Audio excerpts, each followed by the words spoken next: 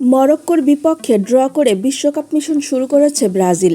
দ্বিতীয় ম্যাচে হাইতিকে বড় ব্যবধানে হারিয়ে ঘুরে দাঁড়াতে চায় সেলেসাওরা। সেই ম্যাচে নিশ্চিতভাবেই ফেভারিট হিসেবে মাঠে নামবে ভিনি রাফিয়ানরা। তবে প্রতিপক্ষকে আগেই দুর্বল ভেবে ভুল করতে চান না ব্রাজিলিয়ান ডিফেন্ডার দানিলো। গতকাল অনুশীলন শেষে সংবাদ সম্মেলনে এই কথা বলেন তিনি।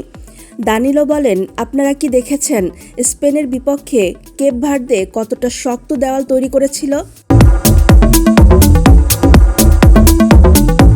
প্রতিটি বলের জন্য আপনাকে নিজের শতভাগ উজাড় করে দিতে হবে, ফলাফল ধরে রাখতে হবে এবং সুন্দর ফুটবল খেলতে হবে। তিনি বলেন, ব্রাজিলকে এই ম্যাচে কৌশলগতভাবে নিখুঁত অবস্থানে থেকে মাঠে নামতে হবে। একটি নিরাপদ খেলা উপহার দিয়ে ম্যাচের নিয়ন্ত্রণ নিজেদের হাতে নিতে হবে এবং জয় ছিনিয়ে আনতে হবে। কিন্তু আমরা বড় ব্যবধানে জেতার মতো আগাম চিন্তা করতে পারি না। সেটা প্রতিপক্ষের প্রতি আত্মসম্মানজনক হবে। তিনি আরও বলেন, বল এমনি এমনি আমাদের পায়ে চলে আসবে এমনটা আশা না করে মাঠের লড়াইয়ে আমাদের জয়ের ক্ষুধা ফুটিয়ে তুলতে হবে। গ্রুপ পর্বের সমীকরণ মিলিয়ে নিজেদের টিকিয়ে রাখতে হলে হাইতির বিপক্ষে পূর্ণ 3 পয়েন্টের কোনো বিকল্প নেই কার্লো আনচেলত্তির শিষ্যদের সামনে।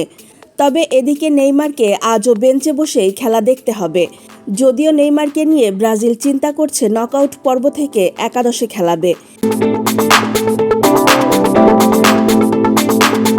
এবার দেখে নেওয়া যাক হাইতির বিপক্ষে সেরা একাদশ।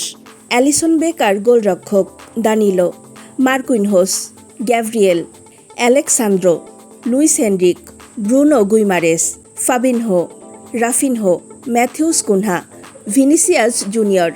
এই একাদশ নিয়ে 4-4-2 ফরমেশন এগিয়ে যাবে প্রথম হাফ টাইমে।